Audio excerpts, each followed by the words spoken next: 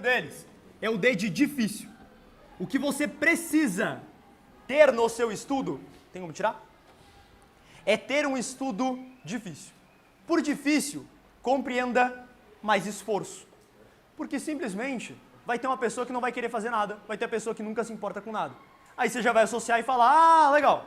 Então quer dizer que quanto mais eu me esforçar, quanto mais o meu estudo for difícil, mais eu vou ter resultado? Não é mais ou menos assim.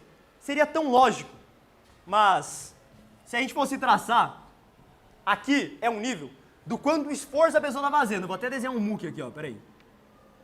Dá pra ver que é um braço de alguém musculoso. Aqui tá... Ah, dá sim, dá, não, dá.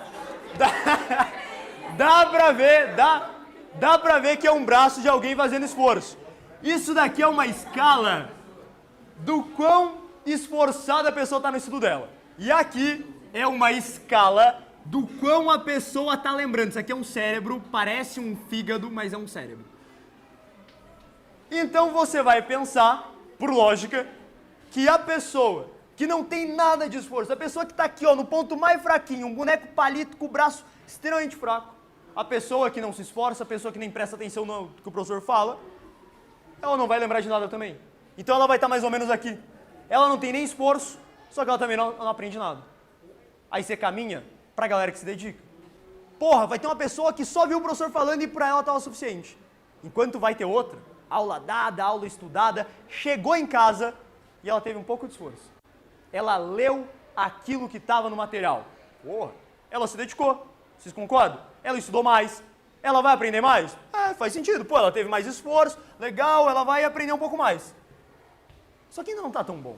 Porque vai ter uma pessoa que vai se esforçar mais. Vai ter uma pessoa que vai chegar em casa, vai ler, e além de ler, ela vai grifar as partes importantes. Porra, teve mais esforço? Teve. Vai aprender mais? É. Dá para dizer que vai. Mas dá para ter mais esforço ainda. Dá para pegar aquela pessoa que viu o professor, copiou o que ele estava passando, chegou em casa, leu o material, grifou as partes importantes. Porra, essa pessoa está muito bem. E vai ter a pessoa que ainda fez mais.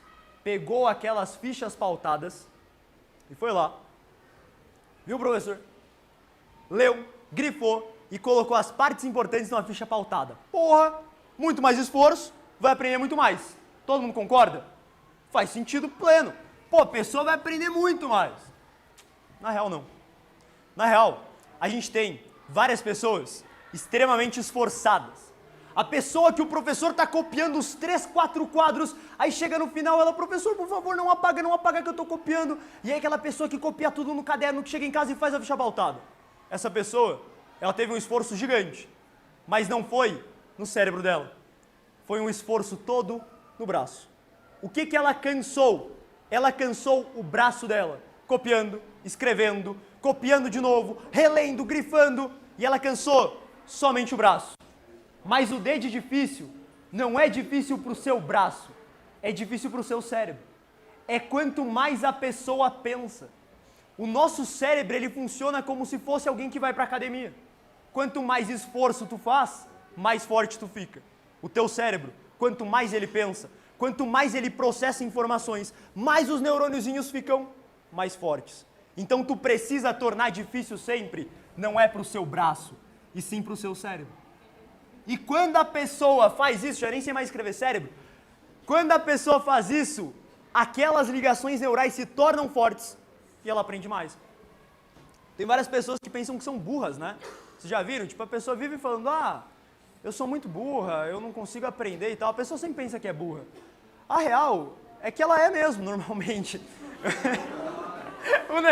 O negócio é a mesma relação de cérebro forte e cérebro fraco. É a pessoa que nunca tem esforço mental e ela de fato tem conexões que são extremamente fracas. Só que ela tem como desenvolver, desde que ela comece a tornar o processo difícil para o cérebro. Vocês já viram aqueles casos das pessoas que às vezes nunca copiam nada, não fazem nada, ainda vão bem na prova? A pessoa nem estuda. Sabe o que essa pessoa estava fazendo?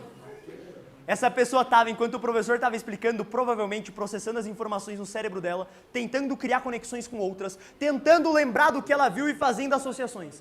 Ela estava cansando o cérebro dela, enquanto outra pessoa estava só cansando o braço.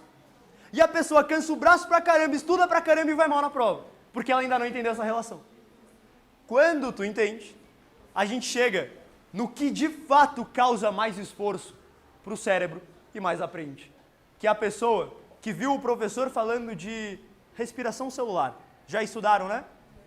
Glicólise, ciclo de Krebs e cadeia respiratória. A pessoa ouviu o professor falando isso.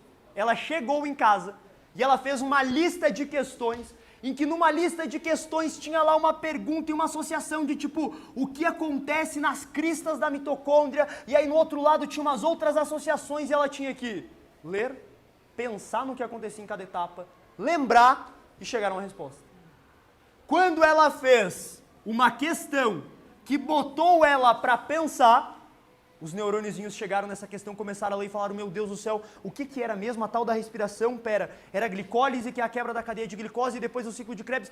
Aí ela começou a pensar, foi formando associações, e ela aprendeu muito mais. Porque ela fez questões que testaram ela sobre o assunto. Quando você pega isso, várias pessoas começam a entender essa lógica, e chegam numa ideia de fazer uma porrada de questões. E na real, que antes disso, ainda tem aquelas pessoas que tratam questões, que tratam exercícios, como algo para testar se elas aprenderam. Qual que é a lógica de grande parte das pessoas que se dá mal? Ela fala assim, bom, eu vou ver a aula, vou chegar em casa, vou ler o material, vou estudar, vou fazer minha ficha pautada, e depois, só depois, eu vou fazer uns exercícios, para ver se eu aprendi. Erro. Você não espera aprender para fazer os exercícios. É o oposto. Você faz eles para aprender. E é aquilo que te faz aprender. Você vai aprendendo a partir dos próprios erros que você vai tendo. Caralho, agora ficou claro. Então não tem que ficar fazendo ficha pautada, resumo, ficar lendo, grifando, não. Fazer exercícios. Pesquisar a lista de questões do que eu vi. Ficou legal.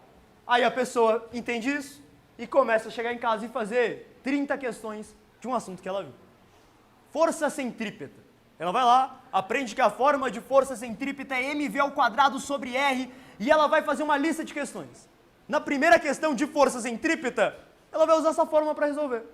Na segunda, também. Na 10ª, também. Na 20ª, também. Ela começou a fazer todas no automático. Ficou gastando de novo o braço dela em vez do cérebro. Porque a partir de um determinado ponto, quando ela começa a fazer questões pra caramba, ela não se testa mais. Ela vai resolvendo no automático. O modo de resolver começa a ser igual. Então, qual seria a maneira ainda mais difícil do que só fazer questões? Fazer questões e voltar depois. Digamos, em vez de tu fazer 40, seria você fazer umas 15. Aí lá no final de semana você volta e faz mais um pouco. Lá no final do mês tu volta e faz mais um pouco. Você vai fazer quando você não estiver mais lembrando tanto. Essa pessoa é o nível máximo de esforço mental. Porque ela vai chegar numa lista e falar, mano, eu não lembro de mais nada. Eu não lembro de mais nada desse negócio. E aí ela vai começar a errar e aprender e aprender.